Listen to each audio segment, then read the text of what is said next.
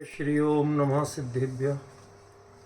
विश्व प्रकाश महिमान ममानमेकम् ओम अक्षराद्यखिल वाङ्मय हेतुभूतम् यं शङ्करं सुगतमीश मनीषमाहु अरहन्तमूर्जितमहं तमहं नमामि। आपकी जानकारी के लिए कि ये छंद वही छंद है जिसमें भक्तामर लिखा है। हर रोज़ थोड़ी थोड़ी जानकारी नई भी देना चाहिए, बाकी तो जो विषय है वो तो चलता ही है अपना। इसलिए जैसे भक्तामर पढ़ते हो वैसे ही लय में इसको पढ़ो तो आपको पढ़ना आसान रहेगा। ठीक है ना? फिर से एक बार पढ़ लें बिल्कुल लय लेके। भक्तामर प्रणत मौलिमणि प्रभाण विश्व प्रकाशि महिमान ममानमेकम् ओम अक्षराद्यखिल वाङ्मय हेतुभूतम् यं शङ्करं सुगतमीश मनीषमाहु अरहन्तमूर्जितमहं तमहं नमामि। चलिए अब हम इसमें जो दूसरी पंक्ति है ओम अक्षराद्यखिल वाङ्मय हेतुभूतम, इस पर अपन ने चर्चा कल शुरू की थी।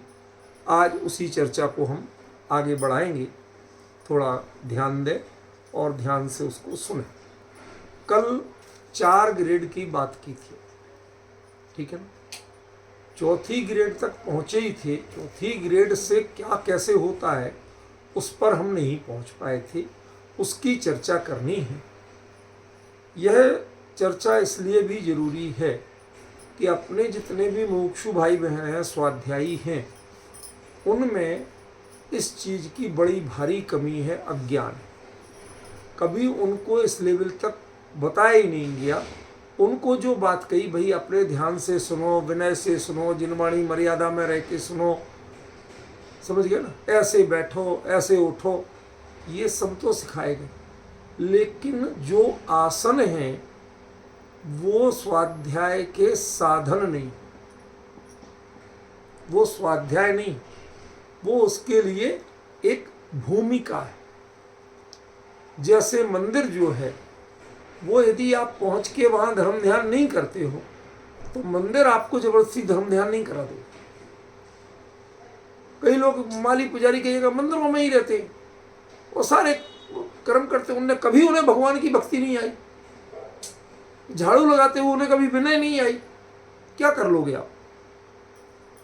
तो इसी प्रकार वो चौथी भूमिका जो है वो आज तक हमारे लोगों ने विचारी ही नहीं।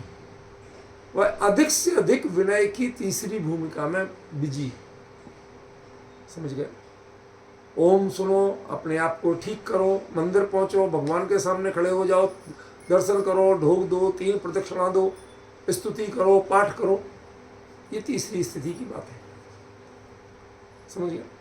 यहाँ तक ही सब विजय है। इससे आगे किसी ने विचार नहीं किया कि जिनवाणी हम इतना सुनते तो हैं, लेकिन ये हमारे जीवन में आती क्यों नहीं? हम उस स्टेशन से ऊपर कभी ट्रेन में नहीं चढ़े। हम झंडी दिखाने वाले बाबू की तरह रोज स्टेशन जाते हैं। पता है हमें कि सबसे पहले जाके मैं फला ट्रेन को झंडी दिखाना, नहीं तो वो चलेगी नहीं।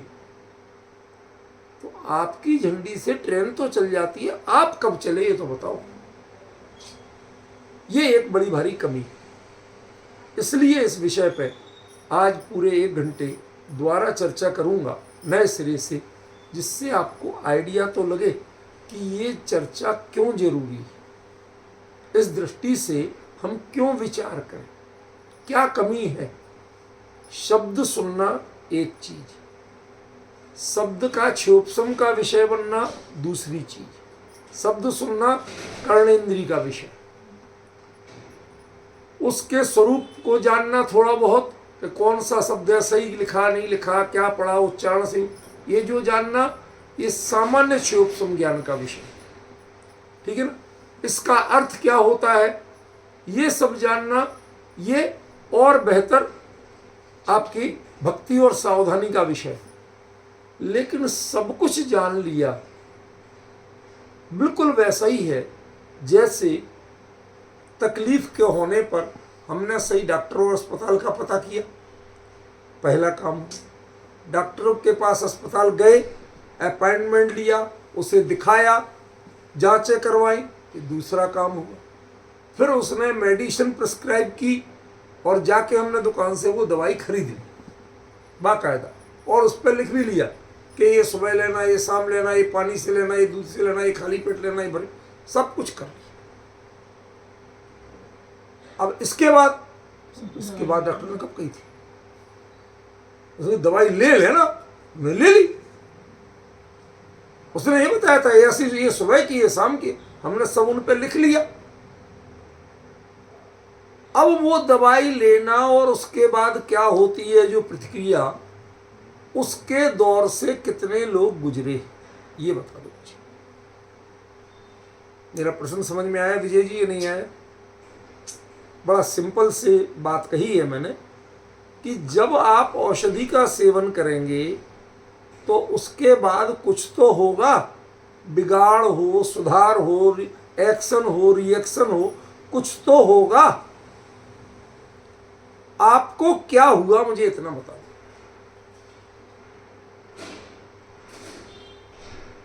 तो हमें क्या हुआ, उत्तर बताओ। दवाई खाई थी, मीठी बहुत लगी, गजब की। वैसे दवाइयां बहुत कड़वी होती हैं, पर ये दवाई बहुत मीठी। बात समझ गए कि नहीं समझ गए? इनको जरा आगे भागने की आदत है। सुनने में बहुत मजा आया भाई साहब, अपनी बताते बहुत बढ़िया, मजा आया था। दवाई का टेस्ट करने को तुमने कहा था, वो लड्डू पेड़ा था, मिठाई थी, क्या था? तुमसे टेस्ट किसने पूछा था? दवाई का एक्शन और रिएक्शन क्या था ये पूछा था, वो बताओ तो मैं पता चला हो तो। और यदि नहीं चला भाई साहब हमारी तुम्हारी बात बेकार। क्या बात कर रहे हो तुमसे? तुम हमारे काबिल नहीं, हम तुम्हारे काबिल नहीं। डॉक्टर को यदि जाके कहोगे साहब डॉक्टर साहब ये बढ़िया किया, दवाई बहुत बड़ी लगी, ठीक हुए? ठीक तो कुछ नहीं हुए, पर टेस्ट में बहुत बढ़िया थी। अब डॉक्टर क्या कहेगा? भाई तुम मेरे काबिल नहीं, मैं तुम्हारे काबिल। मैंने टेस्ट के लिए दवाई नहीं लिखी थी, बीमारी के लिए लिखी थी। तुझे बीमारी में तो कुछ मजा आया नहीं, तुझे मजा काहे में आया? टेस्ट में आया। तो बताओ ऐसे प्राणी को कौन समझा कि तू डॉक्टर के पास काहे के लिए गया था? फिर तो हलवाई के पास जाता, टेस्ट जानना था, टेस्ट का मजा लेना था, किसी हलवाई के पास जाता। किसने कहा था डॉक्टर के पास जाओ? डॉक्टर के पास बीमारी के इलाज के लिए जाते हैं कि मजा लेने जाते हैं? आपको भाई साहब आपकी चर्चा में मजा बहुत आता, आनंद आ जाता, मन प्रसन्न हो जाता। तो क्या सुना रहे हो हमें यही समझ में नहीं आता। मैं आपको एनालाइज करने को कह रहा हूं, इसके अलावा उत्तर है कि आपके पास ही बता दो। अरे साहब वो बड़ा रूखा बोलते, बड़े गंभीर शब्दों का प्रयोग करते, समझ में। दवाई बहुत कड़वी थी, मजा नहीं, पूरा मुंह कड़वा हो गया। तुम बता क्या रहे हो? हम तुमसे पूछ रहे हैं कि दवाई से फायदा हुआ कि नहीं, बीमारी बढ़ी के घटी, कुछ अंतर आया बीमारी में कि नहीं? ये तो उत्तर हमारे पास नहीं है। दवाई टेस्टी बहुत थी या दवाई कड़वी बहुत थी? हम तो नहीं खाएंगे साहब आज के बाद ये दवाई, हम इनका नहीं सुनेंगे भाई साहब, वो तो बहुत खराब बोलते। आपने ये थर्मामीटर बनाया जिसकी ये सोच है, जो दवाई को हलवाई की दुकान समझ के खाता है, स्वाद लेने के लिए खाता है, उससे क्या बात करें हम? और ये होता क्यों है? क्योंकि आपने विनय के तीसरे स्टेज तक तो पहुंचे, लेकिन चौथी भूमिका जिसमें आपका ज्ञान और दर्शन, मात्र ज्ञान दर्शन होके जो भी ज्ञेय है, उसको ईमानदारी से जानता है, उसमें राग द्वेष का मिक्सचर नहीं होने देता, उस भूमिका तक नहीं पहुंच पाए। तुरीय भूमिका जिसको कहा था उस पर नहीं पहुंच पाए। पॉइंट कुछ पकड़ में आ रहा है क्या कह रहा हूं? और वहां जब तक नहीं पहुंचोगे तब तक ओंकार नाद का कोई मतलब नहीं है। समव शरण का असली प्रभाव जो है वो ये तुरीय भूमिका है। 12 सभाओं में जितने बैठते हैं, जो व्यंतर व्यंतरणियां बैठते हैं, वो कभी भी किसी के लड़ाने की नहीं सोचते, जबकि उनका पूरा जीवन कलह कारिणी विद्या में जाता है। कितना अच्छा नाम, कलह कारिणी विद्या। याद रहेगा पवन जी? अरे नाम तो याद रहेगा कि नहीं? क्यों? भवनवासी क्या करते हैं? कलह कर। जो थोड़े बहुत नारकी शांत हुए, अरे इसने इस जन्म में तेरा ऐसा, अल्लाह ये देखो, इससे तेरा भाला बनेगा, उससे तेरा तीर बनेगा, ये ही सब सिखा। जो ऐसा करते हैं, जिनकी प्रकृति ऐसी है, जिनको योनि ऐसी मिली है, संस्कार ऐसे हैं, वो भी वहां आके तुरीय अवस्था में पहुंच जाते। भगवान क्या कह रहे हैं? मेरा हित किसमें है, सिर्फ उतना जानो और अप्लाई करो। तीसरी चीज सोचना। पड़ोसी क्या कर रहा है, अवधि ज्ञान तो उन्हें भी होता है कि नहीं होता? तो अवधि ज्ञान से जानना चाहें कि आप क्या सोच रहे हो, आप क्या पूछ रहे हो। ज्यादा मजा परीक्षा में लोगों को अपना प्रश्न हल करने में नहीं आता, जितना पड़ोसी क्या लिख रहा है, तूने कौन सा किया, आता कि नहीं आता। तो उनमें अवधि ज्ञान है, चाहे होंगे सही, कोई सही है तो ना, तो वो दूसरे के मन, किसी मना प्राय नहीं, वो अवधि ज्ञान से कुछ जान ले। और गणधर देव आदि वो मना प्राय ज्ञान है। तो वो ये जाने कि कौन कौन श्रोता भगवान की वाणी सुनते हुए मन में क्या क्या प्रश्न कर रहे हैं, तो गणधर हो पाएंगे।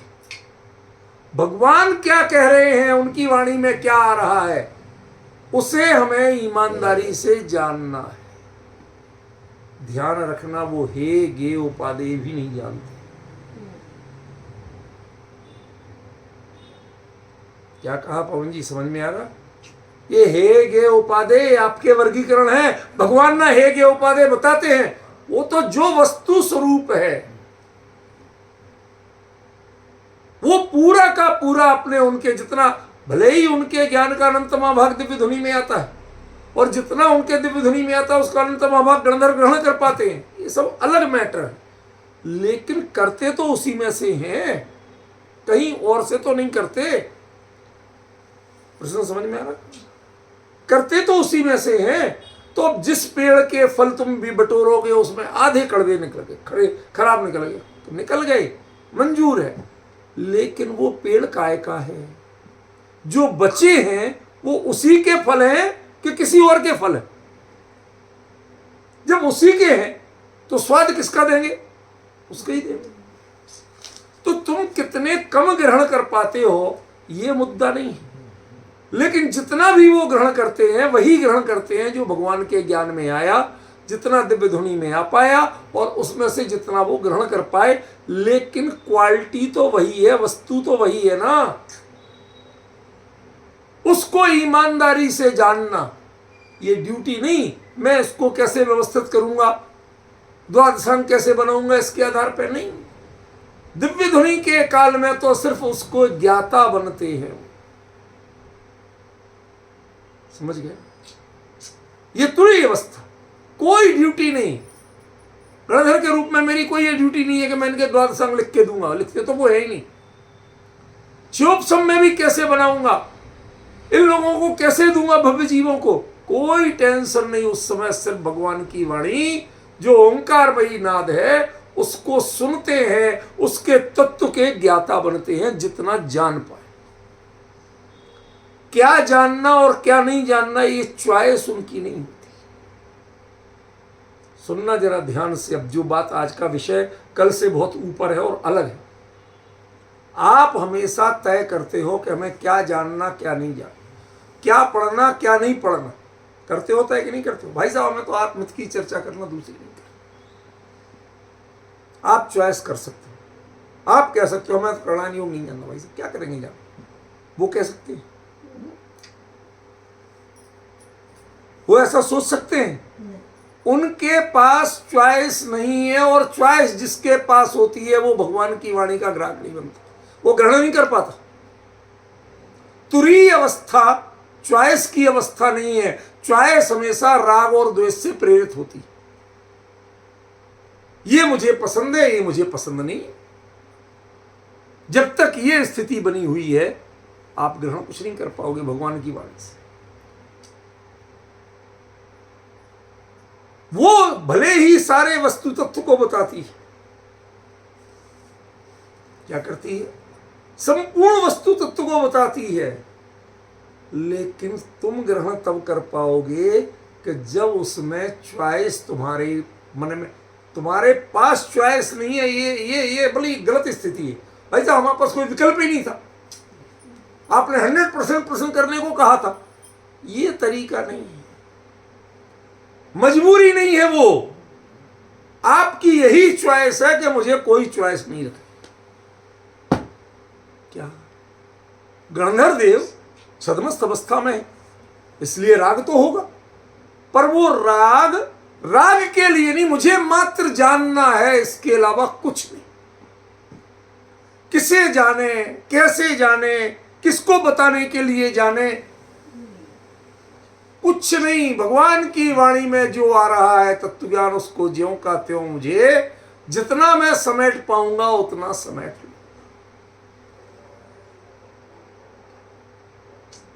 बच्चे को पानी पिलाना, प्यास लग रही, अब वो बोरवेल चल रहा, उसमें इतना प्रेशर से पानी आता हो, आपके पास जरा से गिलास है, बच्चों को पिलाने को तो छोटा सा गिलास, अब क्या करना, बाकी इतना पानी फैल जाएगा और मैं भी सीधे लगाऊंगा तो मेरा भरेगा ही नहीं, साइड से धीरे धीरे जो थोड़ी थोड़ी बूंद, कुछ भी करो, गिलास भरो और बच्ची को पिलाओ, इसके अलावा कोई सोच तुम्हें कार्यकारी नहीं।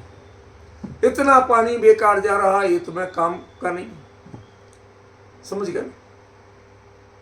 बस अकेला वो ग्रहण करना, जितनी अपनी पात्रता है उतना ग्रहण करना, और उसे ईमानदार जानने के भाव से ग्रहण करना। बारिश हो रही बहुत तेज, अब अपने खेत में पानी भर रहा, इस पर संतुष्टि करना कि पड़ोसी का वो दुश्मन है हमारा, उसके खेत में भी भर रहा, इंद्रदेव को इतनी अकल नहीं है। उनके लिए यज्ञ में, अन्यमति होगी कह रहा हूं अपनी बात में, यज्ञ मैंने किया था कि बरसो, तो वो क्या इंच इंच करके बरसे, वो आसमान से बरस रहा है तो क्या नाप तोल के बरसे? बादलों का कोई ऐसा आकार होता है क्यों कि साइज के आज आपके रेडीमेड कपड़े जैसे आते आपकी फिटिंग के, ऐसे आपकी खेत की साइज के बादल नहीं आते। तो जो बरस रहा तो बरस रहा, तो आपके लिए क्या बहुत बढ़िया। अरे तेरे दुश्मन के यहां भी भर गया खेत, भर गया, मैं क्या करूं, मेरा भर गया, मैंने तो अपने लिए किया, मेरे खेत में कमी नहीं रही, मेरा खेत लबालब हो, अब मैं आराम से धान बो सकता हूं। और ये अंतर समझ रहे? ऐसे मात्र अपने जितना क्षयोपशम है उस क्षयोपशम को समर्पित कर दो, ओंकार नाद में द्वादशांग अपने आप बन जाएगी, जिनवाणी अपने आप बन जाएगी। यदि आपने क्षयोपशम में कुछ भी बट्टा टाका रखा, ये जानना, ये नहीं जानना, ऐसे जानना, ऐसे नहीं जानना, इसको बताने के लिए जाना, इसको नहीं, आप कभी द्वादश ओंकार नाद को नहीं समझ सकते, वो कभी आपको द्वादशांग रूप में परिणमित नहीं हो सकती। द्वादशांग का मतलब क्या है? सुनो जरा, आज कई बातें बताऊंगा ऐसी जो चीजें आपने नहीं सुनी। द्वादशांग का मतलब क्या है? 12 अंग, भ्रम है आपको। द्वादशांगी जिनवाणी कहलाती, वो जिन वचन वह भव रोग की औषधि है। अब वो औषधि आपके लिए औषधि औषधि होती, वो कड़वी लगे चाहे मीठी लगे, इधर की हो चाहे उधर की हो, कैसी है ये कोई मैटर नहीं है। आपके लिए जो बीमारी है उस बीमारी की औषधि वो है या नहीं। केमिस्ट कौन सा काम का साहब, जिसको पेट दर्द है उसके लिए पेट की दवाई मौजूद है, सिर दर्द है सिर की दवाई मौजूद है, किडनी प्रॉब्लम है किडनी की दवाई मौजूद है, हार्ट प्रॉब्लम है हार्ट की दवाई। वो औषधि का विक्रेता है और आप औषधि के खरीदार। आपको औषधि से मतलब होना चाहिए, दूसरे की औषधि क्यों बेचता है इससे मतलब नहीं। क्या क्या विषय उसमें आया ये आपका मैटर नहीं होना चाहिए। या तो सामान्य श्रोता बनो और सामान्य श्रोता की तरह अपनी जिज्ञासा की पूर्ति करो, और राग द्वेष से नहीं, ज्ञाता भाव से। वो विषय तब समझ में आएगा सही जब ज्ञाता भाव से रहोगे। राग द्वेष से रहोगे तो वो विषय समझ में नहीं आएगा। वो भी द्वादशांग है और गणधर देव समझते वो भी द्वादशांग है। एक कवि हुए हैं, शायद बिहारी, कौन है मुझे ध्यान नहीं, उन्होंने एक बहुत सुंदर छंद लिखा। अति अगाध अति औथरो नदी कूप सरवाई, सो ताको शायर जहां जाकी प्यास बुझाई। समझ में आया कुछ सचिन? कुछ आया पल्ले में? मुझे पता है बचपन में ईमानदारी से पढ़ा होता तो आज ऐसी नौबत थोड़ी आती। जब मास्टर पढ़ाते थे, जब पढ़ता कहाँ था तू? ये सरल हिंदी है। अति अगाध बहुत गहरा, अति ओथरो उथला जिसमें गहराई नहीं। आप यही तो कहते हो, नदी कूप सरवाई, इनके पानी को आप ये दो ही पहचान देते हो। ये तो बहुत गहरा अथाह है, ये बिल्कुल उथला है, जाके ऐसे ही भर लो, बच्चा भी नहीं आया उसमें, कोई डूबने वाला नहीं। समझ में? जब मैं वहाँ कैलाश मानसरोवर यात्रा गया मैं, तो मन था भैया, क्योंकि असली हमारा कोई वो नदी में तालाब में डुबकी लगाना धर्म वो भावना नहीं थी। असल में जो काठमांडू से आगे जाने के बाद वहाँ जो बर्फीला एरिया शुरू होता है, तो वहाँ जो रुकने की जगह मिलती थी, ना तो उनमें बाथरूम थे, ना गर्म पानी, नहाने का सिस्टम ही नहीं। फ्रेश होने का तो है, नहाने का नहीं। और लोग नहाते भी नहीं थे।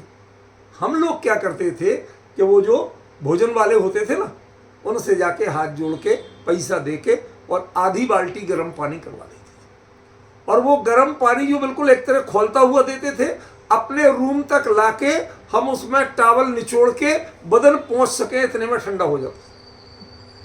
इतनी ठंड, समझ गए? तो कई दिन से पहुंच के काम चला रहे थे। सोचा एक दिन मौका मिला तो हिम्मत करके नहा लेंगे यार, थोड़ी बहुत ठंड लगेगी तो लगेगी। अब सोचना तो बहुत आसान था। तो मैंने जो टूर ऑपरेटर था इंचार्ज, उससे कहा, कहते भाई साहब तब तो यहाँ नहीं, जहाँ मानसरोवर दिखाने से काम नहीं चलेगा, फिर तो आपको वहाँ रोकना पड़ेगा। क्यों? कि वहाँ पर आप आधा किलोमीटर तक भी चले जाओ तो डूबोगे नहीं, वहाँ बहुत उथला है। तो कम से कम हमारे, और ठंडा है होता ही है, मानसरोवर चारों ओर बर्फीले पहाड़, तो ठंडा तो होगा, लेकिन यदि जाओगे तो डूबने का डर नहीं है। बाकी समुद्र वगैरह कहीं भी जाओ, थोड़े 2 कदम आगे बढ़े तो एकदम गहराई। तो एक तो तसल्ली हुई ना। कई लोग उथले में जाना चाहते जिन्हें तैरना नहीं आता, और जिन्हें तैरना आता है वो गहरे में जाना चाहते, जरा दिखाएं कि हम तैरना जानते हैं। लेकिन ये मानसरोवर है, यहाँ बड़े बड़े तैराक भी हौसले पस्त हो जाते हैं, क्योंकि गहरा हो चाहे उथला हो, पानी ही इतना ठंडा है, हवा ही इतनी ठंडी है कि वहाँ नहा ही लो यही बहुत है। तैरने की फुर्सत किसी को नहीं है, हैसियत किसी की नहीं। समझ गए? ये यथार्थ दृष्टांत दे रहा हूँ आपको, जिनवाणी का यही है। इसमें अपना प्रयोजन पूरा कर लो, ये दूसरे की पंडिताई और प्रदर्शन की चीज नहीं है जिनवाणी। समझ गए ना? तो जो मूल ग्राहक हैं, जिन्हें अपना हित चाहिए, अकेला इतना सुनने के लिए जो गए हैं, जो गणधर नहीं है, वो क्या करते हैं? वो भी तुरीय अवस्था में होते हैं।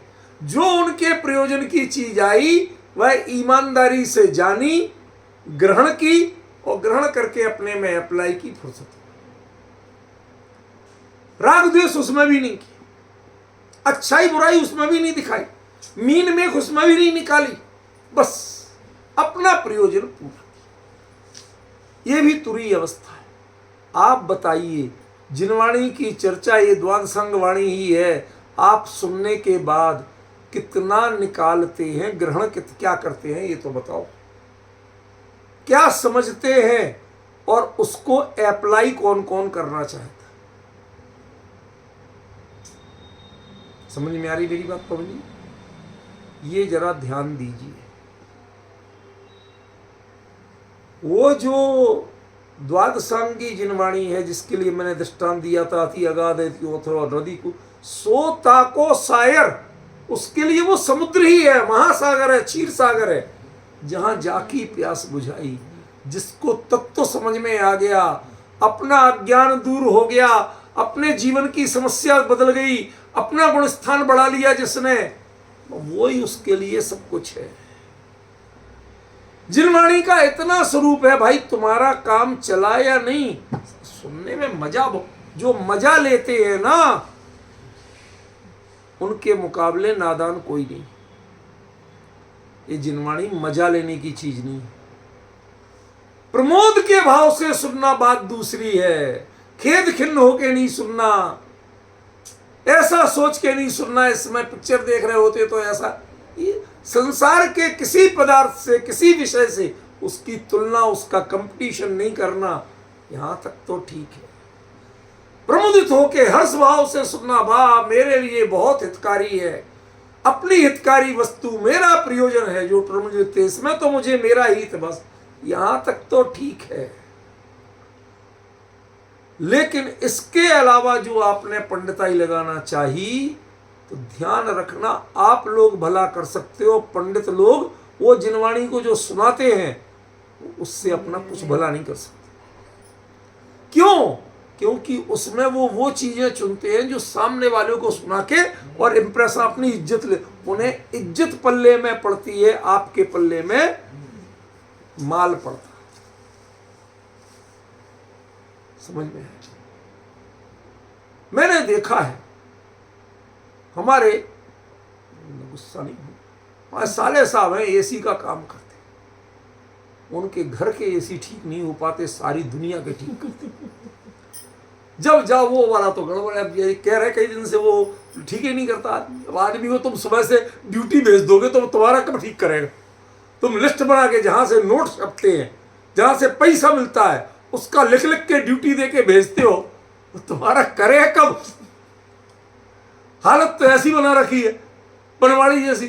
तो उसको कहा भाई साहब इसमें सौंफ डाल देना, सुपारी डाल देना, इलायची डाल देना, लौंग डाल देना, ये डाल देना। वो कहता बाबूजी ठंडी भी इसी में डाल दूं, समय ही नहीं है।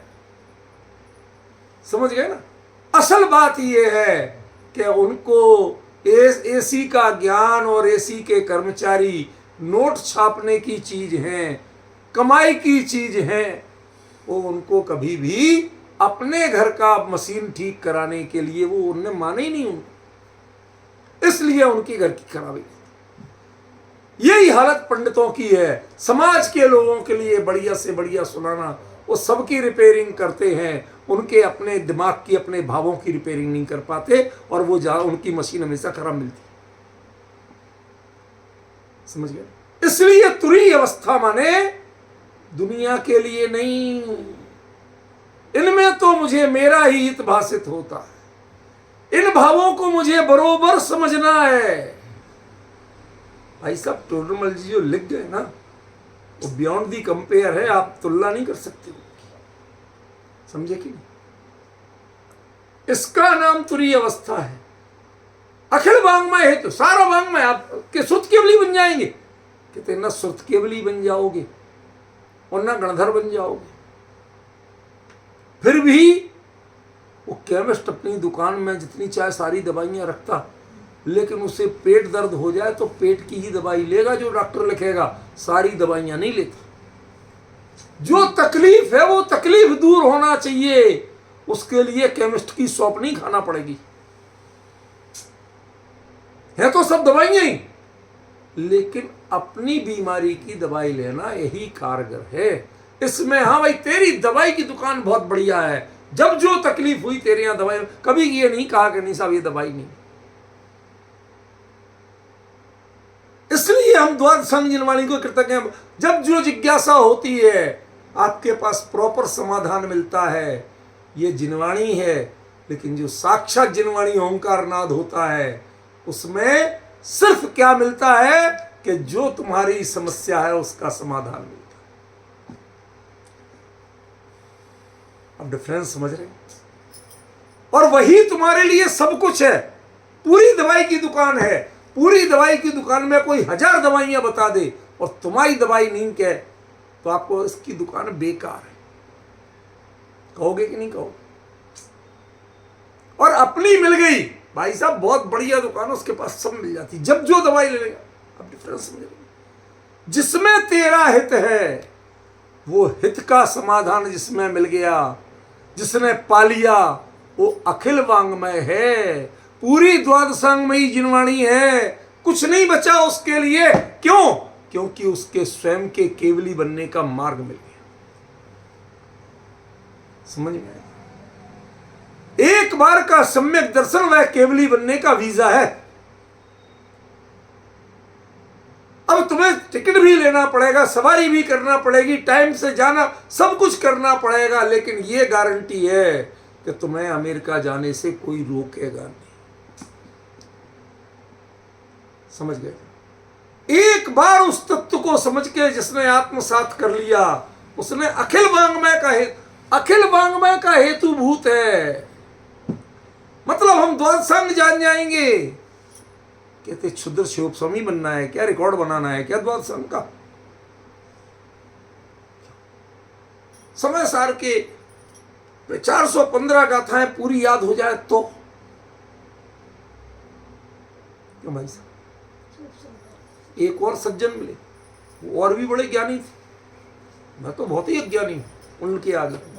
वो कहते 437 में से अमृतचंद्र ने 415 ली, जो बाकी छूटी वो कैसी थी डॉक्टर साहब? उनमें क्या विषय था? क्या उनमें आत्महित की बात नहीं थी? जैसे नाचार्य सब बटोर लाए और अमृतचंद्राचार्य ने चुन चुन के लिए। क्या तुम बातें करते हो, हमें समझ में नहीं आता, तुम्हारी बुद्धि कहां चलती? अरे 415 भी नहीं चाहिए, जिससे तुम्हारा इलाज हो जाए उतना चाहिए, वो तुम्हें संपूर्ण समय सार है।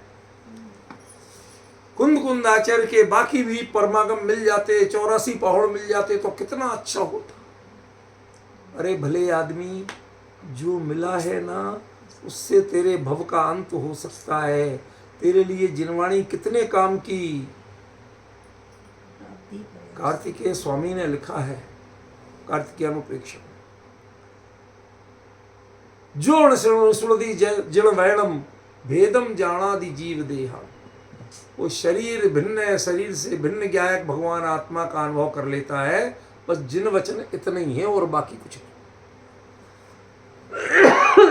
इसके अलावा जितना है उसका नाम पंडिताई है। क्या ये करणान योग, ये चरणान योग, दे द्रव्यान योग, ये प्रथमान योग, ये सब पंडिताई है और कुछ नहीं। कितना सुनना, जिससे हम जहां अटके पड़े हैं वहां से अटकाव छूट जाए वो सुन। असल में तो जिनवचन ये है, ये जिनवचन का सार है। इसमें संपूर्ण द्वादशांग समाया है। किसमें? जिसमें मेरा हित निकल गया और आपके हित की दवाई नहीं मिली तो मैं आपको एक सही घटना, सही मतलब लोगों के अनुसार सही, मैंने मेरे अनुसार से, हमारे एक मित्र है, ब्राह्मण है, वो गए गंगोत्री की यात्रा। बिल्कुल से उनके अनुसार सही बता रहा हूँ, मैं तो उनके साथ था नहीं कि जो मैं बताऊं। वो गए गंगोत्री की यात्रा। अब वहां वो एरिया ऐसा है कि वहां ट्रैकिंग के अलावा कोई रास्ता नहीं है। एक आधी से ज्यादा दूर तक तो आप सही सलामत चले जाओ, 100 साधन मिलते, फिर ना रोड है ना कुछ साधन है, ट्रैकिंग है के लिए चढ़ाई कर करके जाओ। और उसमें भी रात को कब कितनी बर्फ पड़ी, कहाँ क्या हिमस्खलन हुआ, क्या भूस्खलन, कुछ पता नहीं चलता। अगले दिन की परिस्थिति सूरज उगने के बाद पता चलती है, जब उजाला हो जाए। वहां और कोई साधन नहीं है, समझ गए। तो वो जिस पॉइंट पर रात को पहुंचे, तो पहुंचने के बाद उनको बड़ी परेशानी, भैया रुकने की जगह नहीं। एक कोई चाय वाला था, उससे कहा भाई साहब अब तो हम फंस गए। भाई साहब यहाँ तो कुछ है नहीं, होटल फुटल में तो ऐसी चाय बनाता हूँ, रहता हूँ, यही टपरी डाल रखी है। कहते यार इसी में एडजस्ट कर लो, पड़े रहो, हमारे पास इतने कपड़े लगते भी नहीं जो हम उसी में, ठंड से तो बचे, खुली हवा से। रुक गए। अब रात को बेचारा वो भी परेशान के मेहमान आ गए तो क्या करें। तो उसने कहीं से जो बची हुई लकड़ियाँ वकड़ियाँ जोड़ रखी थी ना, उसने कहा यार अब ये मरे तो नहीं, हमारे ऊपर पाप आएगा। भला आदमी था। ये सोच के एक अंगीठी में थोड़ी थोड़ी करके कंजूसी से वो लकड़ियाँ जलाए और कहा भैया अब उड़ा तो सकते नहीं, कपड़े है नहीं, ताप लो। तापना तो समझते हो ना सब लोग, ताप लो, थोड़े तुम भी बचे रहोगे और मैं भी पाप से बचा रहूँगा कि मेरे पास आए और मैं उनको जिंदा नहीं रख सका। मैं अपने बिजनेस के लिए लकड़ी बचाए रहा, तो मैं अपने कुछ त्याग मैं करता हूँ, कुछ आप लोग एडजस्ट करो। तो बात करते अब वो बैठेंगे, बतियाएंगे आदमी, जब सो नहीं पा रहे तो बातचीत में उसके बड़े रोचक प्रसंग आए। वो प्रसंग क्या आया, क्या था भाई साहब यहाँ सामने जो दुकान है ना, वो एक वैद्य, वो बड़ा जड़ी बूटियों का ऐसा जानकार, कहाँ कहाँ से हिमालय की जड़ी बूटियाँ खोज के लाए, पहचाने और उनकी ऐसी ऐसी दवाइयाँ बनाए कि जिन दवाइयों के बारे में कोई दावा नहीं कर सकता, वो ऐसे ऐसे इलाज कर देता था। कहता हाल की टूटी हड्डी और अगले दिन वो आदमी पहाड़ चढ़ जाए, रात भर में इतना इलाज, ऐसी जड़ी बूटी। बड़े लोग आश्चर्यचकित हुए, कहते ऐसा वैद्य कहीं। लेकिन एक दिन ऐसा चमत्कार हुआ कि वैद्य जी ने भी हाथ खड़े कर लिए। क्यों कि कहते वहां पर इन लोगों की अन्नमति की मान्यता है कि वो घटोत्कच था ना, द्रोणाचार्य का बेटा, तो कहते वो कृष्ण जी ने उसके माथे की मणि खींच के निकाल ली थी तो घाव हो गया था। कहा कभी तेरा ठीक नहीं होगा, तूने ऐसी दगाबाजी की है। सब जो भी है उनकी कहानी है, राग द्वेष में हमें नहीं पढ़ना, किसी की भलाई बुराई नहीं करना। तो वो कहता एक दिन वो कोई जड़ी बूटी पीस रहा था वैद्य सिलबट्टे पे, तो कब वैद्य कोई आ गया, उसके माथे पर घाव था। उसने कहा कि वैद्य जी ये क्या है। कहते भाई साहब वो दवाई बना रहा हूँ, कोई भी घाव हो उसको ठीक कर देगी चुटकियों में, लेकिन बस एक घाव को छोड़ के। तो क्या अश्वत्थामा के घाव को छोड़ के। तो वो आदमी बड़बड़ाता चला गया। तो फिर मेरी किस काम की, मेरे ख्याल से समझ गए, समझदार होना सब। हाँ क्लियर हो गया। तो मेरे किस काम की, आप अश्वत्थामा हो क्या कि जो जिन वचन मिले और आपके काम का नहीं रहे, ऐसी स्थिति है क्या आपकी। और यदि आपके काम आती है, आपको भवरोग की औषधि बनती है, आपको अपनी समस्या का समाधान मिलता है, तो फिर बाकी जिन वचनों का करोगे क्या संग्रह करके। शिवोपशम का सर्टिफिकेट चाहिए कि आपको सुत केवली होने का, बताइए क्या हो जाएगा इससे। गणधर बैठे रह जाते हैं, उनके सामने नवदीक्षित वो सिद्ध हो जाते हैं। क्या कर लेते हैं वो,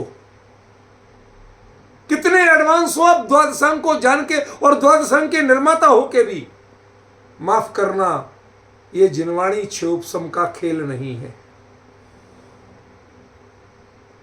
ये जिनवाणी क्या है, सिर्फ आत्महित हो जाए इतने में ही चरितार्थ होती है, इससे आगे चरितार्थ नहीं होती। तभी मैंने आपको कहा था अति अगाध अति ओथरो नदी कूप सरवाई, सोता को शायर जहां जाकी प्यास बुझाई। अपनी प्यास बुझाने पे ध्यान दो। जहां तुम अटके हो, तुम्हें संसार की थकान लगी कि नहीं लगी, विषयों में वितृष्णा हुई कि नहीं हुई कि भैया इनसे मेरा भला होने वाला नहीं। पंचेंद्रिय के भोगों में तुम्हें अनासक्ति का भाव जगा या अभी भी आसक्ति है। इन सब से उपयोग हटा के सिर्फ आत्महित के लिए ले जाओ। तो तुम्हें उतना जिस वचन से कल्याण हो जाए उतने में पूरी जिनवाणी है। अखिल वांग्मय हेतुभूतम, वो जो ओंकार है, वो ओंकार आपको यदि तुरीय अवस्था दिलाता है तो वो तुरीय अवस्था तुम्हें संपूर्ण वांग्मय की हेतुभूत है। चाहे तुम एक वचन समझो और चाहे गणधर पूरी द्वादशांगी समझे। शब्द ध्यान देना क्या कह रहा हूं, बिल्कुल सावधान, बिल्कुल सावधान। एक सामान्य जीव त्रियंश भी है और एक गणधर देव, भगवान का ओंकार नाद खिर रहा है, उसमें ये अपने हित का जान रहा है और गणधर उन सारी बातों को जान रहे हैं। मेरे हिसाब से ज्यादा सौभाग्यशाली कौन है, जिसने अपना हित जान के अपना सुधार कर लिया। आप द्वादशांग गूंथते रह गए। बताइए, द्वादशा ओंकार नाद जो था वह किसका हेतुभूत? सही है कि उससे द्वादशांग बनते हैं, द्वादशांग उसके बाहर नहीं होते। संपूर्ण वांग्मय उसमें समाहित है, लेकिन संपूर्ण वांग्मय का सार क्या? केमिस्ट की दुकान का सार क्या? क्या उस केमिस्ट के अपने बच्चे की दवाई उसकी दुकान पे नहीं है तो काहे को उसकी बीवी कहेगी काहे की दुकान खोल रखी, ना कटा ली तुमने, यही कहे। समझ में आया? वो गणधर देव जितना आत्म साधना में लगा पाते हैं, उसको जितना ग्रहण कर पाते हैं, असल में अखिल वांग्मय का हेतुभूत वो ओंकार नाद था, वो तुरीय अवस्था थी। ये क्षोभसम का प्रकर्ष नहीं था जो द्वादशांग को याद करता है, द्वादशांग का निर्माण करता है, द्वादशांग का व्यवस्थापन करता है, इसका नाम नहीं था। मेरे एक मित्र की दुकान है केमिस्ट की। एक दिन मैं गया, कोई उधर उसको किसी और को बुलाया हुआ, तो उसने कहा भाई 15 मिनट में आ रहा हूं। मैं 15 मिनट पहले पहुंच गया। अब मेरे जैसे ठल्ले आदमी पहुंच जाए तो क्या करेंगे, दवाई तो लेना नहीं थी, उसका दिमाग चाटेंगे और क्या करेंगे। तो मैं खड़ा खड़ा देख रहा, कोई भी पर्चा आता वो इसमें फिर उसमें। अब हमने कहा तुम पहचानते कैसे हो, दवाइयों के नाम हजारों याद कैसे रखते हो? तो वो कहते साहब हम पर्टिकुलर साल्ट पहचानते, इस साल्ट की मेडिसिन यहाँ, कहते साल्ट बहुत सीमित है, उनसे बनने वाली दवाइयाँ और कंपनियों के नाम बहुत असीमित है। कहते वो आप लोगों को बेवकूफ़ बनाने के लिए 19-20 अंतर पैकिंग के और 19-20 अंतर उसमें मिक्सचर के करते हैं, बाकी असल साल्ट वही होता। उस साल्ट की दवाई 2 रुपए की भी है और 200 रुपए की भी। हमारे पास उस साल्ट की दवाइयां सब एक जगह रहती हैं। अब उन्हीं में से मैं वो ड्रॉज खोलते हैं, देखते हैं और उसमें से निकाल के पहचान के उतने में से ही पढ़ना, उसके अलावा हमें ढूंढना ही नहीं। फिर वो नाम की है कि नहीं है, ये नंबर बाद में आता है, पर नहीं होती है तो कहते भाई दवाई तो यही है, शब्द ध्यान देना, दवाई तो यही है पर नाम दूसरा, कंपनी दूसरी है पर साल्ट वही है। अब कुछ समझ पा रहे हो आप लोग क्या कह रहा हूं? क्लियर हो रहा है? बड़ा सरल बोल रहा हूं। तुम्हें अपना हित करना है कि कंपनी का नाम खाना है? तो हमारे लिए यदि इस ओंकार की तुरीय अवस्था में पहुंच के आप चाहे योगेंद्र देव को पढ़ें, चाहे कुंद को पढ़ें, चाहे पूज्यपाद को पढ़ें, चाहे अमरचंद्र को पढ़ें, चाहे जय सिंह, किसी को भी पढ़ लें, यदि वही साल्ट जो आपकी बीमारी का है, जो आपके भवरोग की है, उसकी औषधि को यदि आप जानना चाहते हो, ग्रहण करना चाहते हो, तो वह तुरीय अवस्था आपको अखिल वांग्मय की हेतुभूत है। और यदि आपको अपना मतलब भाई साहब हमें तो जो डॉक्टर ने लिखा वो ही चाहिए, बिल्कुल उसी कंपनी का चाहिए, तुम्हें पता तो है नहीं, हमारे पिताजी की भाषा में, माँ की भाषा में तुम ढोरदास हो, अनपढ़ हो, गंवार हो। क्यों? तो पता ही नहीं है कि ये डॉक्टर जो दवाई पर्टिकुलर ब्रांड लिखते हैं, नाम लिखते हैं, उस कंपनी के एजेंट जाके उनको वो नाम लिखने के लिए कमीशन देते हैं।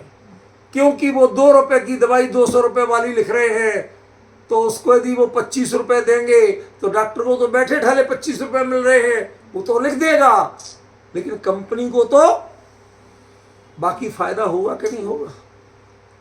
कुछ वो केमिस्ट को देता है, सबको जाता है, उसके बावजूद 2 रुपए में कितना कमाएगा आदमी, 200 में तो कमा लेगा ना। वो तो बिजनेस कर रहे हैं। तुम ये नहीं समझ रहे हो कि वो भवरोग की औषधि दे रहे हैं, रोग की औषधि नहीं दे रहे हैं, वो व्यापार का फंडा है। नए नए नाम और ब्रांड, ये व्यापार का फंडा है। असल में तो साल्ट देखिए जिससे तुम्हारी बीमारी का इलाज हो। रेट मत देखिए, कंपनी मत देखिए, वो सभी जब आप तुरी ओंकार की तुरी अवस्था में पहुंच जाए, मतलब सिर्फ हमें अपने हित का ग्रहण करना है, राग द्वेष नहीं करना, सिर्फ जानना और अप्लाई करना है। यदि इस भूमिका में हो आप, तो आपके लिए दवाई मौजूद है। वो कोई भी आज भगवान नहीं है, तीर्थंकर परमात्मा गणधर देव नहीं है, मूल द्वादशांग के जानकार नहीं है, लेकिन उसके बाद भी जो आचार्य कह रहे हैं, जिस भी ब्रांड की है, साल्ट तो वही है ना भैया, ये भवरोग की औषधि तो है ना। तुम तुरी अवस्था में पहुंचोगे, तुम्हें मात्र अपना हित करना है, पंडिताई नहीं करनी। अब समझे तुरी अवस्था क्या थी। कल इसकी चर्चा शुरू की थी, विश्लेषण नहीं हुआ था, इसलिए आज का दिन मैंने रखा। समझो तो सही, जिनवाणी में से मैं करना क्या है। तुम स्पेलिंग मिलाती हो, स्पेलिंग प्रॉपर है कि नहीं, ब्रांड प्रॉपर है कि नहीं, कंपनी प्रॉपर है कि नहीं, किसका कितना नाम है, क्या क्या मिलाते हो तुम। तुम्हें बीमारी ठीक करना है या दूसरों के नाम और मार्केटिंग और रेपुटेशन पे ध्यान देना।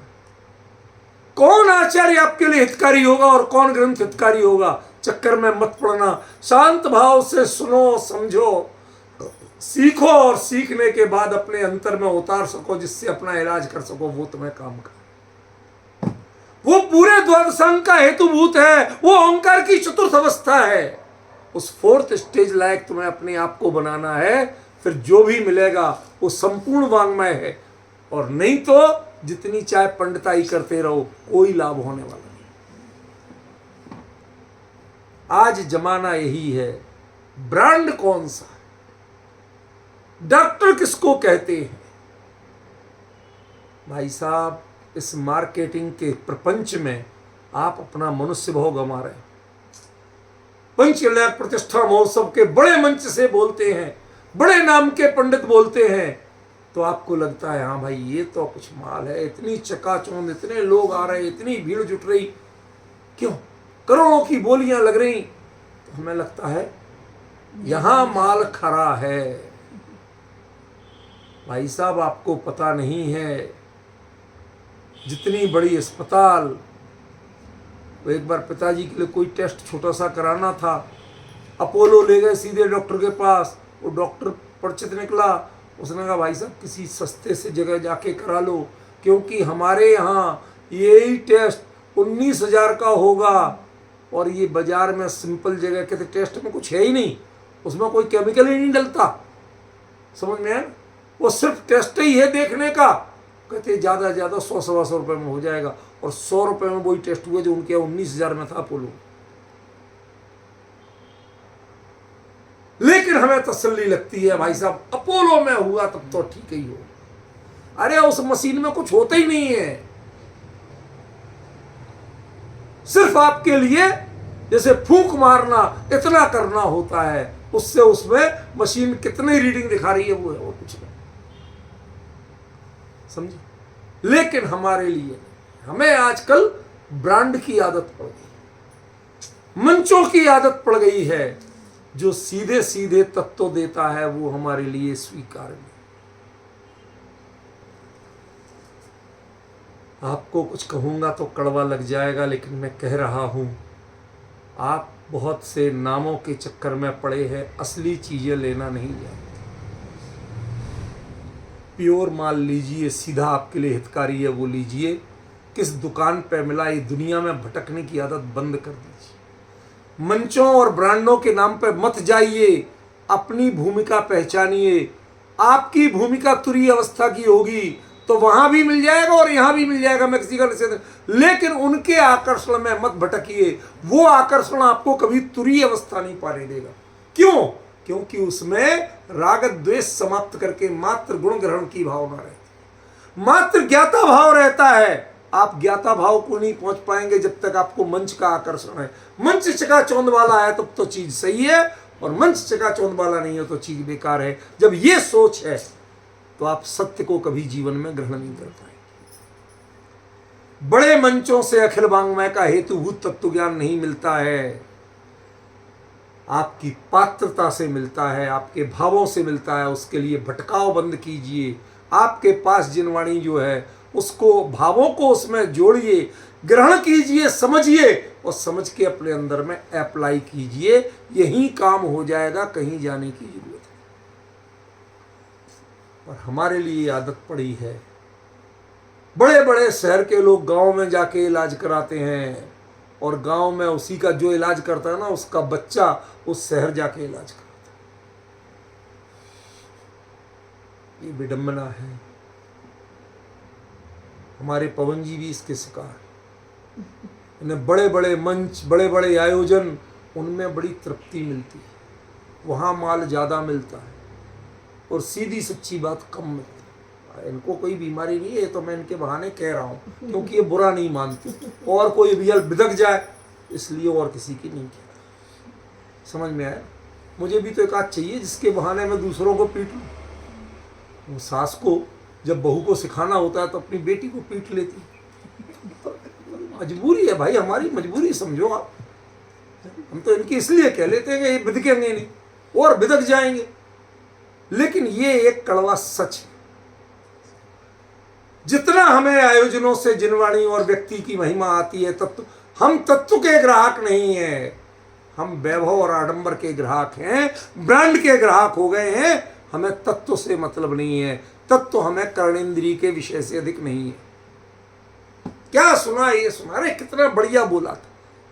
कौन बोल रहा है? जिसके मुंह से गुटका नहीं पूरा निकला अभी, वो बोल रहा है कि हाँ, गायक स्वभाव की महिमा बहुत बढ़िया बोली थी। शर्म नहीं आती तुझे गायक का नाम लेते हुए? आपको यथार्थ बता रहा हूं, ये कई बड़े बड़े लोगों से ये चीजें मैंने प्रत्यक्ष देखी, समझे कि नहीं? इसलिए सत्य के ग्राहक बने, इन सब आडंबरों से बचिए। दुनिया की भीड़ किसके गीत गाती है वो नहीं, आप अपना लोटा छानने की प्रक्रिया में आए तो इस तुरीय अवस्था को पहचानिए कि भगवान की वाणी, ओंकार की साधना, सारे विकल्प अभाव करके मात्र हमें तत्व का ग्रहण करना है और तत्व को अप्लाई करना है। ये एकमात्र तरीका बचा है, आपके पास कोई तरीका नहीं।